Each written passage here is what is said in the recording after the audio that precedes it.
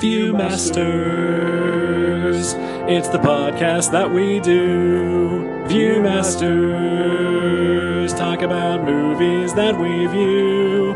Viewmasters, my friend Eric and me, Joe. Viewmasters, hey, let's start the show. Hey, welcome to the Viewmasters, episode 303. Freddy versus Jason. My name is Eric. My name is Joe. Hello, Joe. Hello, Eric. How's it going? It's going. Okay. This is weird. Yes, it is. It kind of is. Halfway through that question, I realized maybe I shouldn't be asking that question. It might be too soon to be doing this. We'll see. Yeah. Oh well. No, I'm all right. I'm ready to get back to it. Okay, that's good. Yeah. and wow, what a way to get back to it. Also, probably worth mentioning for the listener that we're virtual again. As I got COVID. You have the vid. Yeah. The Rona caught me. Ah, damn it. So just as a warning to any of the listener out there, Joe has been one of the safest people I've known during this entire thing. And I've done my best. Yeah, and so the fact that you got it means that, you know what? Everybody can get it. It's still out there. Be fucking careful and wear a goddamn mask. Yeah, truly none of you are safe. Yeah. And in fact, if everybody have been wearing masks, then Mr. Grunenwald here probably would not have gotten the Rona. Probably not. Yeah, because I was consistently the only person wearing a mask, or one of very few people wearing a mask. In any given setting, and unfortunately I've had to be around a lot of people the past couple weeks, so yeah, that's it. It doesn't work just one way, people. It does needs to be not. everybody. Yep. But hey, at least since you got the Rona, you got to be alone for a while. You know, that's been an interesting experience. At a time when I had actually been trying hard not to be on my own for too much. Yeah. To have to be for medical reasons has been interesting. It's been a roller coaster. I am sorry, sir. It's all right. But hopefully at least this can be a little bright spot in your week here. I've had very little human interaction this week other than through text. Yeah. So yeah, you are maybe the second person that I've actually spoken to this week. So, apologies if I am super weird today. No, I fully expected you to be, no matter what the situation was going to be. So, and I, for one, am going to apologize for Freddy versus Jason. Yeah, wow, that was a movie that we watched. It certainly was. This is probably the Jason Voorhees movie that I have seen the most. Oh, wow, okay. I saw this in the theater on opening day with my friend Bruce, and there was one other person in the audience. Then I believe I watched it like a year or two later on video. I think probably because my ex-girlfriend at the time wanted to watch it. And maybe I was hoping that I'd have a better opinion of it on a second viewing, and I did not. No? So spoiler, I don't like this movie at all.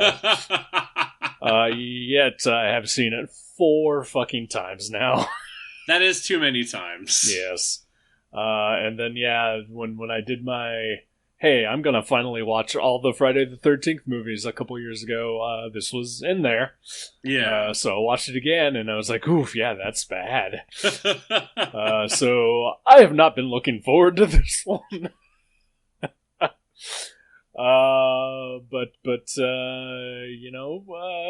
You may have a different opinion. Not really, no.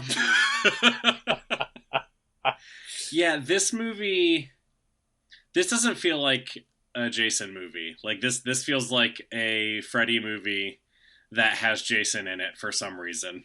Yeah, that is pretty much what I walk away from it with as well. Yeah. It is... Yeah, it's a Nightmare on Elm Street movie. Not a great one. Yeah, I mean, it probably is difficult to have two characters share top billing, where one of them has a personality and the other one does not. So obviously you're going to lean on the character who has more of a personality and more of something to cling to. Sure. Than the guy who's a mindless, rampaging, killing machine. Right. So I wondered coming into it, like, what is a battle between Freddy and Jason actually going to look like? What is this movie going to be? and I don't know that I ever landed on what I thought it was going to be. But I almost feel like the way that this movie was is the only way it could be. Like, I don't know how else you do this between these two characters. So, of the two of us, I would, if I had to call one of us a crossover expert,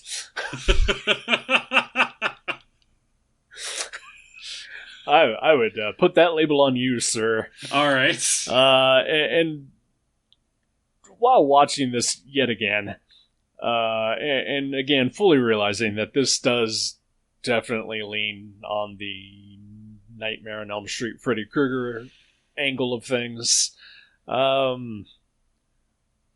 How well, I mean, I know you're probably not as familiar with the Freddy movies, maybe. But how well do you think they sort of made it work? Like, conceptually, anyway. Conceptually? Oh, man. I mean, I think...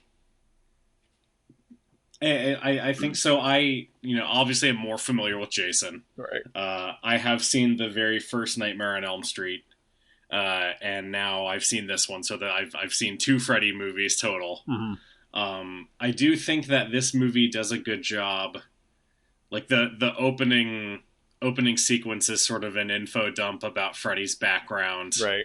And who he is and how he came to be, and so I think, if I'm a Friday the 13th fan coming into this and I'm unfamiliar with Nightmare on Elm Street, I think it does a good job of bringing me in to what that's all about, especially since the movie is primarily about that stuff. Right. So it sort of has to front load that. If I'm a Nightmare on Elm Street fan coming in not knowing anything about Jason, I mean, again, there's not a ton to know about Jason. Right. But we don't really learn what it is until maybe 2/3 of the way through the movie as Jason's backstory is given. I think... Like, it's sort of teased out a little bit earlier. Yeah. I mean, we get his mom pretty early. Yeah. And sort of just like a quick brush up of what Jason's deal is. And why he is sort of fueling Freddy's plan. Yeah. Because back in, 2003, whenever this came out? You're right. Like, I was coming into this as a massive Freddy Krueger fan who had never seen a Friday the 13th. Okay. And so, I guess it's actually even more disappointing that I just, even from that viewing, kind of hated this one. In this movie. Because I feel like neither of them are served well. Jason definitely is not. No. He is barely a character. I mean, he's barely a character to begin with, right. but compared to even other Jason movies, he is barely a character in this movie. He's just he's the device that Freddy uses to bring himself back to life, basically. Yeah, he's a mass murdering MacGuffin. Exactly. Yeah, it could have been literally anybody. Yep. I feel like so one of the failings, I don't know how to put this exactly, but so the Freddy movies, you said you've seen the first one and this one. Right. And so basically what you're getting is you've basically gotten the first and last episodes. Right. Without all the evolution in between. Yeah, this is a first and last podcast primarily. Right. My experience with Nightmare on Elm Street. Yeah. So in the first one, he's quippy and he has a personality, but he is definitely far more sinister. And then as the series progresses, he just becomes really fucking jokey. Yeah. Until it's just almost unbearable. And then the only saving grace is that the seventh one, A New Nightmare, which is the one that Wes Craven returned to. And it was sort of his pre-Scream meta-commentary kind of movie. Okay. Where, it stars, Heather Langenkamp from the first Nightmare as herself, who is now being haunted by, Freddy. And, Wes Craven is like having nightmares and he's writing a new nightmare script. And Robert Englund is just, just a chill dude who loves to paint. That sounds great. It is a pretty great movie, honestly. And it was a return to, let's make Freddy scary again instead of just, a stand-up comedian with razors on his hands. Right. And then this movie just kind of ignores that and goes back to, standard quipster Freddy. So not the best representation of Freddy either. I think it's funny, the one bit of trivia I read before we started recording was that so this movie does not have Kane Hodder, the best Jason, as Jason. Boo! Because they wanted to go a different route with Jason. Which is hilarious. Yeah, we just want to take this character in a different direction. We want him to be slightly taller. It's funny though. I did notice a difference. Like I didn't think that I would, but just the way that is it Ken Kinzierski? Something like that, yeah. Something like the guy who played Jason in this movie. The way that he is built is noticeably different from the way that Kane Hodder is built, because I feel like Kane Hodder is just a tank. Yeah, he's beefy. Yeah, and Jason in this movie is more along the lines of, oh, he's just a dude. Just a guy. He's very tall. He's very tall. He is still pretty big, but definitely not as... Yeah, he's not as bricky as Kane Hodder is. It's also not a great Jason visual in this movie either.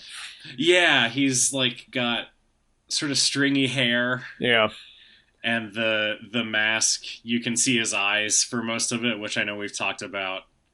Not liking being able to see his eyes. Yep. And the skin is all kind of blackened and lumpy, but which should be the case, but sometimes it's not. Right. So the plot of this is that Freddy Krueger, of course, is a sort of a dream demon who, when he was alive, murdered a bunch of children. Then when he died, he started haunting their dreams and killing them there. And so the town folk have sort of figured a way to get rid of Freddy, since he does apparently stick to just one town, which is weird.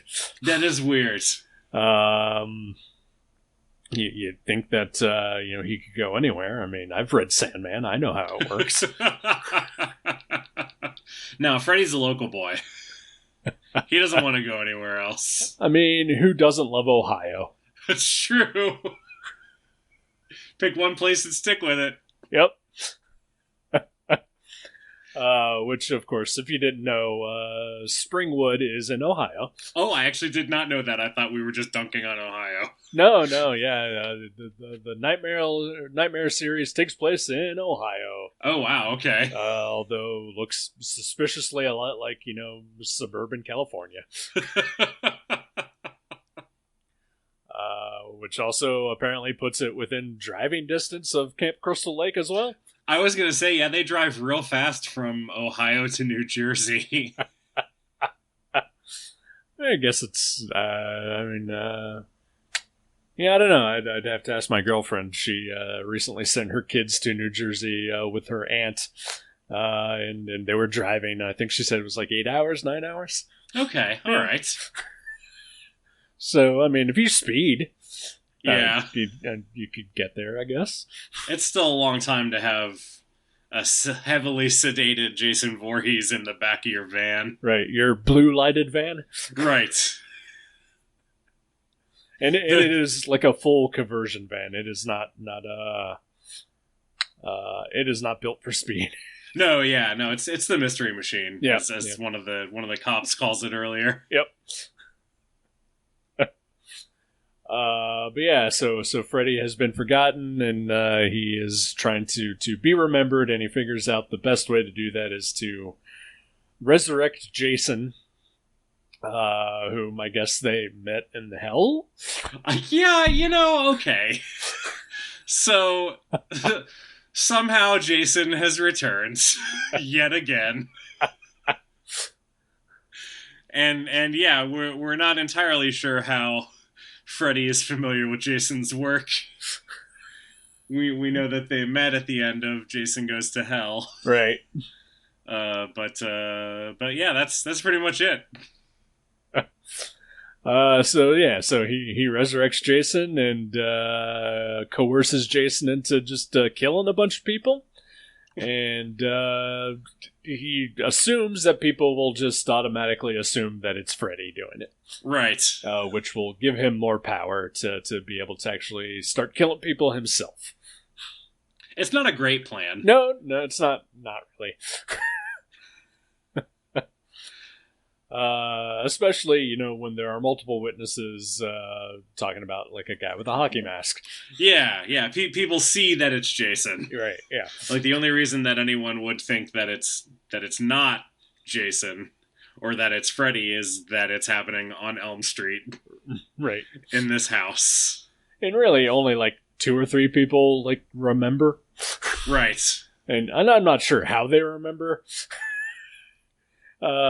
It seems like the kids, our main cast, just there's like 2 of them that like know who Freddy Krueger is, and then the rest just have zero idea. Right. Because apparently they've been brainwashed since childhood. Yeah. Okay. So I really felt like with the main kid cast, I felt like I was coming in the middle of something. Like, were those characters who had been around before, or were they all completely new for this? All completely new. Okay, interesting. Yep. Let's talk about the cast for a second. It is... So it came out in 2003. It is entirely a cast of knockoffs. Right. You got knockoff John Ritter. You've got a knockoff Jason Mewes. You got a knockoff Jason Voorhees. It's funny you mentioned the knockoff Jason Mewes, because is there one of these movies or one of the Friday the 13th movies that Jay and Silent Bob are in? Or did I make that up? I think you've made that up. Okay, maybe they're in one of the Scream movies. I can't remember. I know they're in some sort of Wes Craven movie. That, I think, sounds more plausible. Scream. Okay. Possibly 3. Possibly. That's the one, I think, where they're making a movie about... It's like the behind the scenes of like one of the Stab movies or something like that. Okay. So, yeah, I feel like that one sounds more plausible. Okay, yeah, that makes more sense. Yeah. But yeah, oh boy, there's a knockoff Beyonce. Aw. Well, you're almost as racist as Jason. Or not Jason, as Freddy. Freddy is racist in this movie. Freddy's, like, they do a real good job of making Freddy an asshole. Oh, yeah, no. I mean, that is one defining characteristic other than, molesting and killing children. Right. Is that he is also just an asshole. He's a misogynist, he's a racist. Yeah. I will say, I think the utterance of the word bitch is actually kept to a minimal for, a Freddy outing. Wow, okay. Yeah. And, there's a lot. It was excessive already. Yes.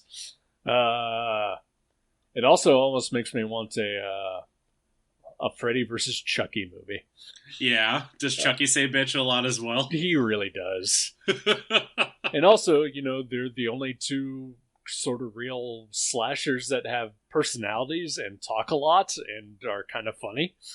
I've never seen a Child's Play movie. Really? Yeah. Huh. Oh, no. I won't make you watch them, at least not for the podcast. Thank you. If we're going to do another horror movie series, let's take a break for a little bit first. That is absolutely fair. But hey, you could use some company, and there's 7 movies and a TV show, so, Okay. We could hang out. Is that 7 movies across multiple timelines? Did I read that right? That there's multiple timelines of the Child's Play universe?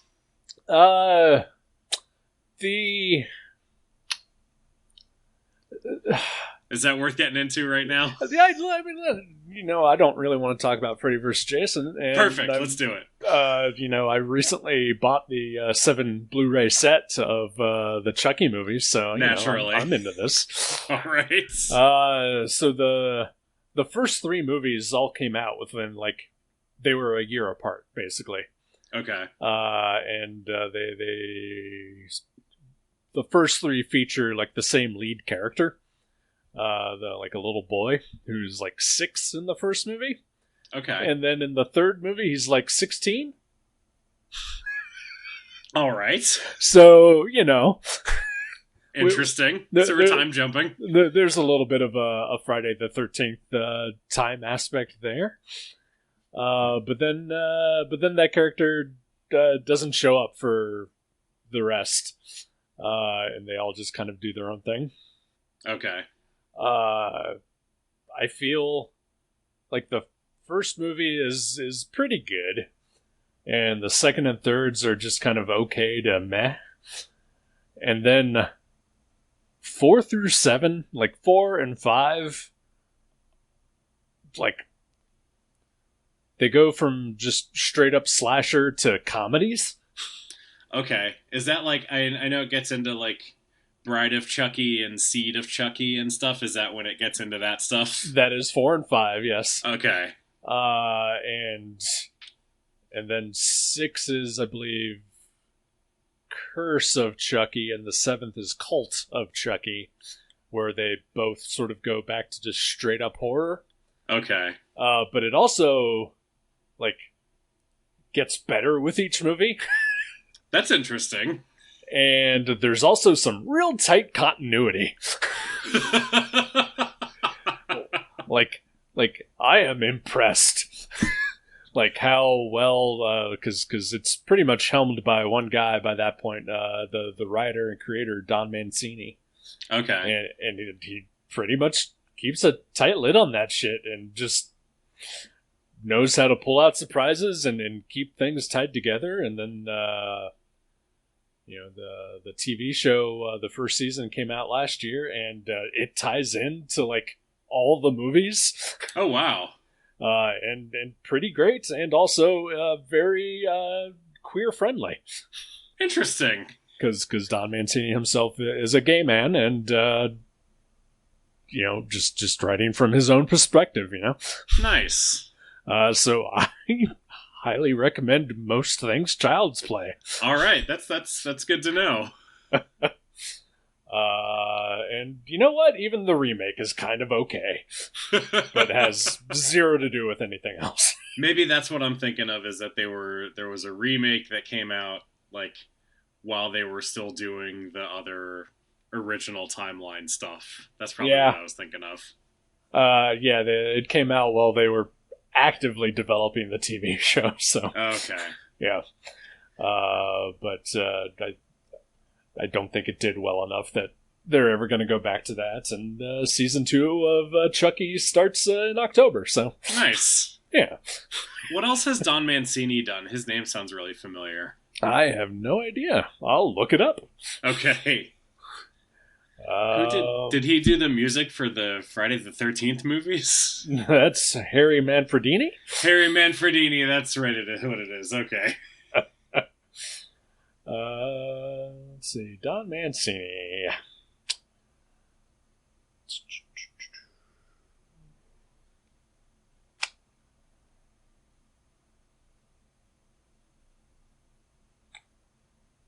Yeah, pretty much just Chucky. Okay. Yep. Maybe I'm thinking of Henry Mancini. That is the very musician. possible. Yes, that is who you are thinking of. Which is why I thought he did the music for Friday the 13th. Okay, yeah. Perfect. Yeah. He did write 2 episodes of Hannibal, so... Ooh. All right. And a movie called Cellar Dweller, which I really enjoy. Nice. It's about a comic book artist who can bring monsters to life.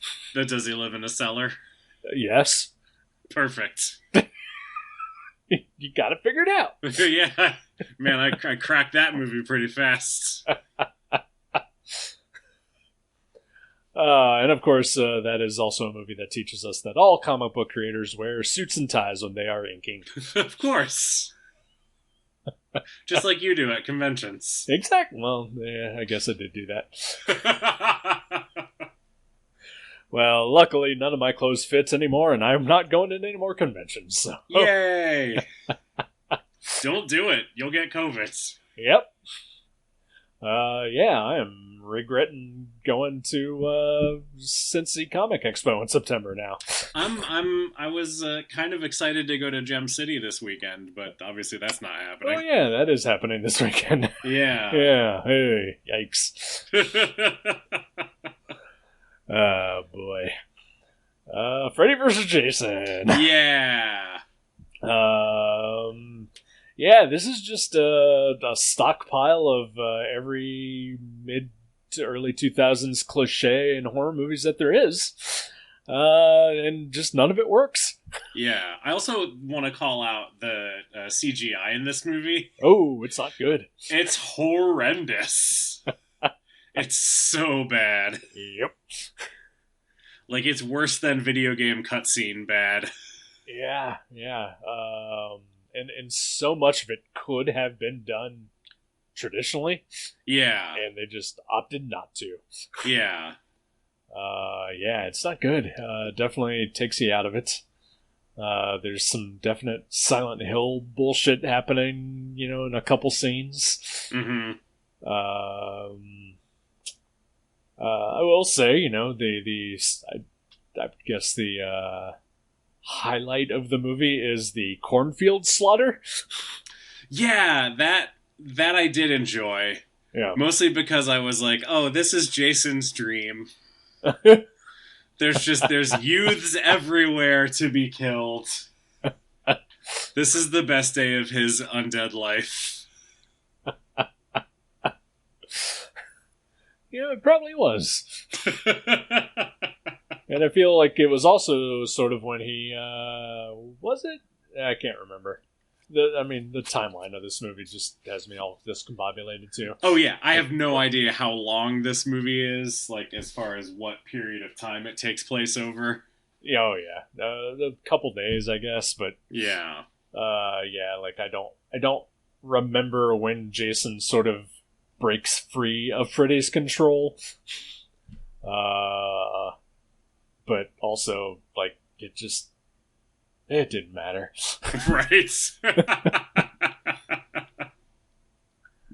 Oh god. It's so bad. And then when they bring, so the plan is that the kids like figure out that they can like go into the dream world and sort of pull Freddy back out into the real world. And like, I don't know what their ultimate plan was there, just to have both Freddy and Jason take each other out. Yeah, I think their plan was to have Jason kill Freddy. Right.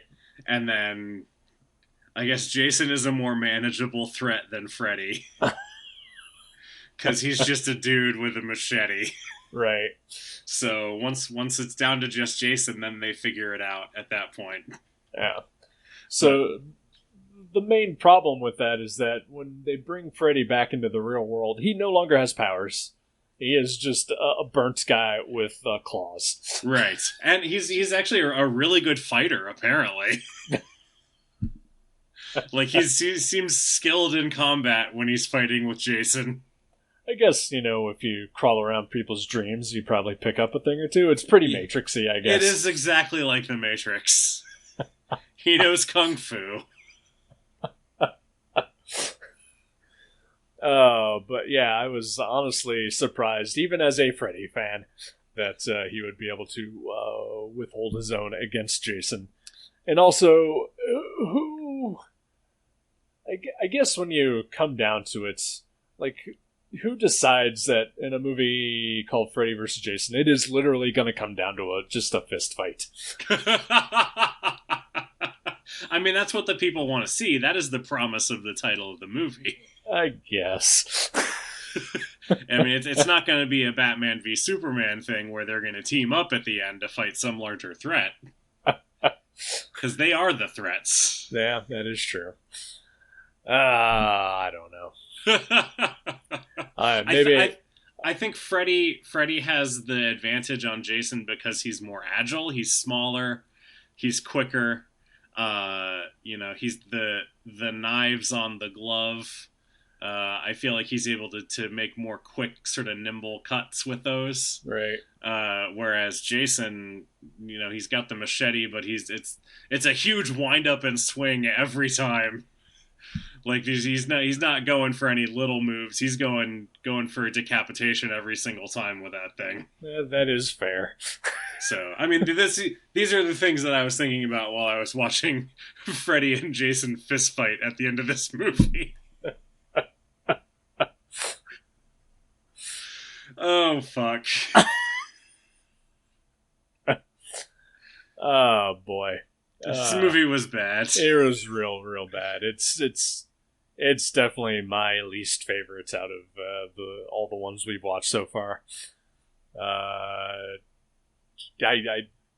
dare say I think it's even worse than 7. Oh wow, yeah. I was gonna say I'm not sure if it's my least favorite, because some of them in there were real bad. So, thinking specifically about 7, but right. I think 7 at least has, like, there's some fun stuff in 7, even if it's just real weird. Yeah. Whereas this one is just pretty bad.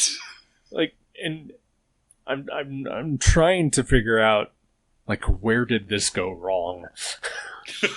Well, I saw something how there were like 14 scripts for this movie. Well, okay, sure, there's that. That's a lot of cooks in the kitchen. It really is. And I guess, there is that sort of aspect of, nobody can decide, who wins at the end, Yeah. And, neither faction is going to be happy, but even I, like, as a Freddy fan, like, would not have cared, like, had Freddy, like, definitively lost. Yeah.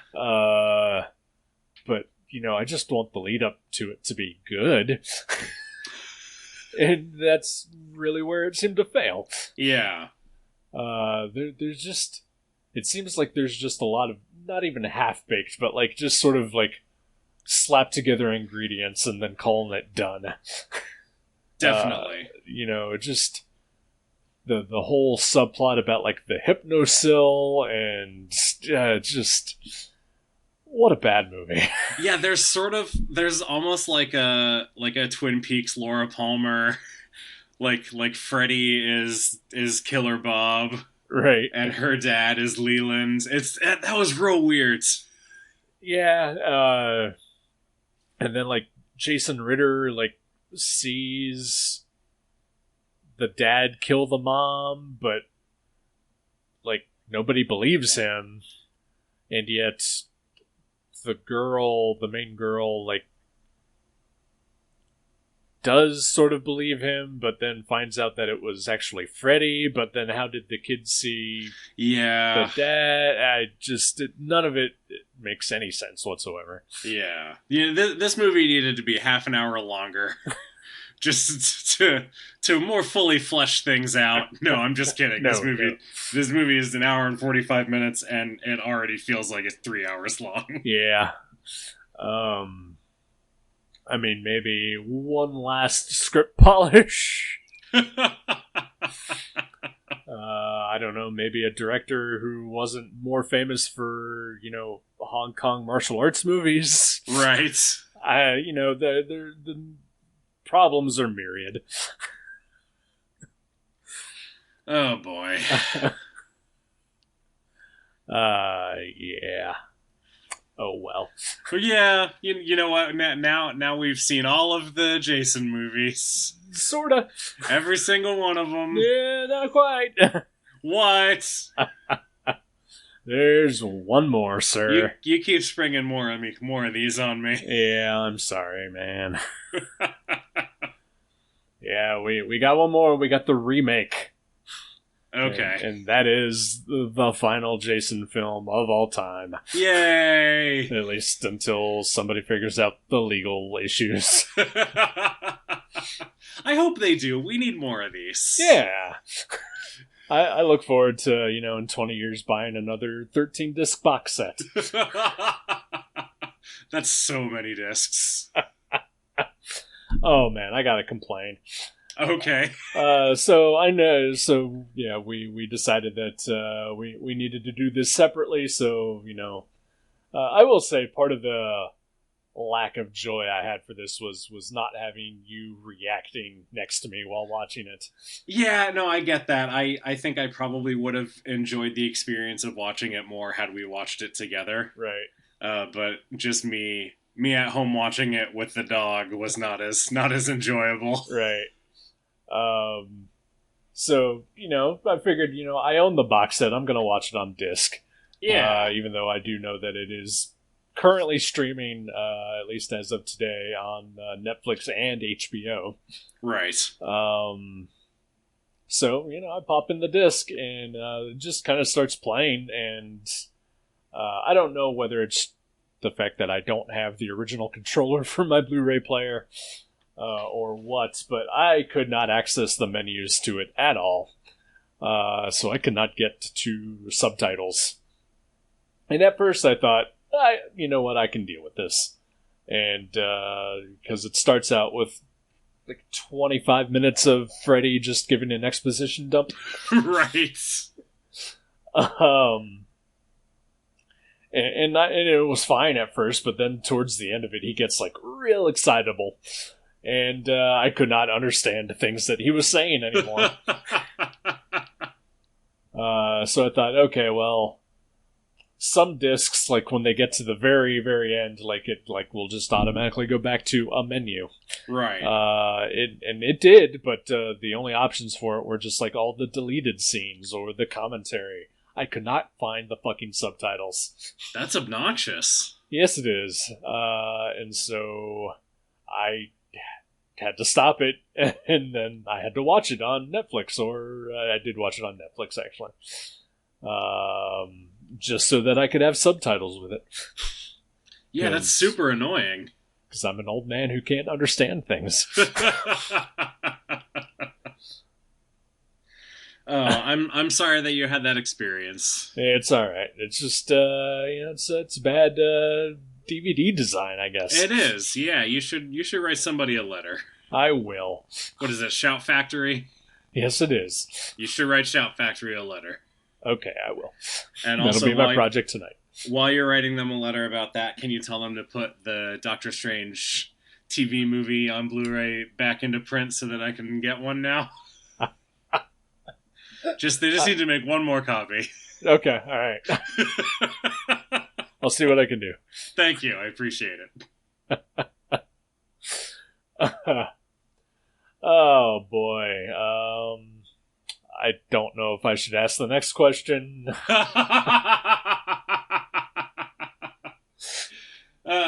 Pass. How about you? I went on a vacation last weekend. It was nice. Nice.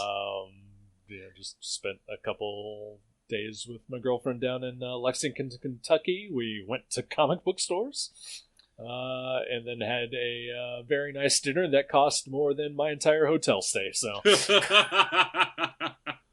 it looked nice, at least from the photos of comics that you were sending me while you were gone. Yeah, I was sending you what I could and just try to bring you a little, cheerfulness during your weekend. I appreciated it. And then I did see Thor: Love and Thunder, which has been getting some not great reviews online. Yeah. And I thought it was fucking delightful. Good. Great. So I don't understand what people's problems are. You know what? I don't know that people understand what their problems are. And I also say this fully aware of just how fucking tired I am of Marvel movies. Right. But it was joyous. So yeah, I would recommend most people go see it. That's awesome. Not you, sir. Yeah, I was gonna say. Yeah, I know you have advised me against it. Yep. Multiple people have advised me against it. Yeah. So I am waiting for now. Yeah. Even though I'm familiar with the storyline. I knew that you were, but I just thought it would be just safe. Yeah, no, definitely. I appreciate it. I appreciate you looking out for me. Not a problem, sir. I will say I finished both Moon Knight and Ms. Marvel over the past week. I guess you've had some time. I've had some time, yeah. And I've been able to bring myself to watch new things again. Okay, that's good. Yeah, it's progress. Yeah. Moon Knight was entertaining, and I feel like skates by on Oscar Isaac, which is fine because I love Oscar Isaac. Sure. And Ms. Marvel is a legitimately great television show.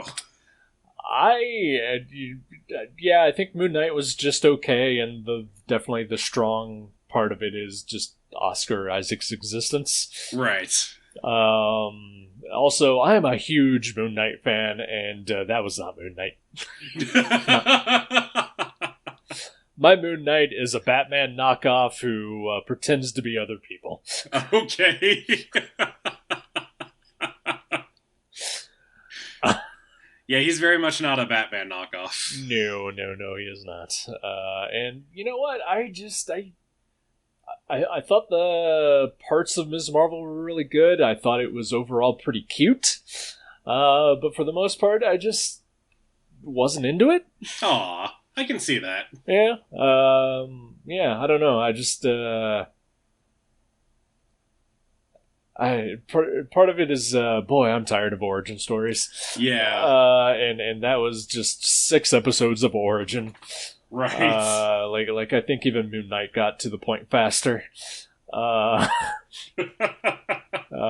least we got to see him in costume pretty quickly. Right. I don't know. Like I said, there were parts of every episode that I really enjoyed about Ms. Marvel, and then there were parts of it that I inexplicably just started tearing up at. despite also having never read a Ms. Marvel comic. That's impressive. But yeah, I think overall I just was sort of like meh on it. Not great, not terrible, you know? That's fair. Yeah. Yeah, I thought it was really good. Yeah, well, I look forward to seeing her pop up somewhere else again.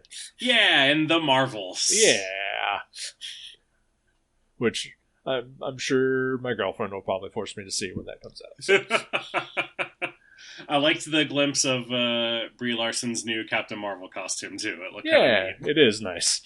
Spoilers for Ms. Marvel. Yeah, and yeah, it seems like they've finally gotten her hair situation under control. Right. Oh, boy. So next week, maybe.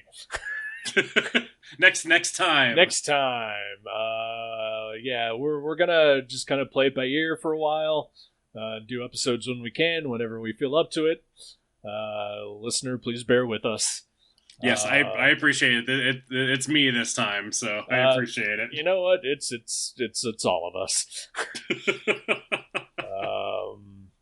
But yeah, so whenever we do this again, it will be the last Friday the 13th, the remake, starring a bunch of CW people, I think. Excellent. Alrighty, well, we'll see you then. All right, talk to you then. Goodbye.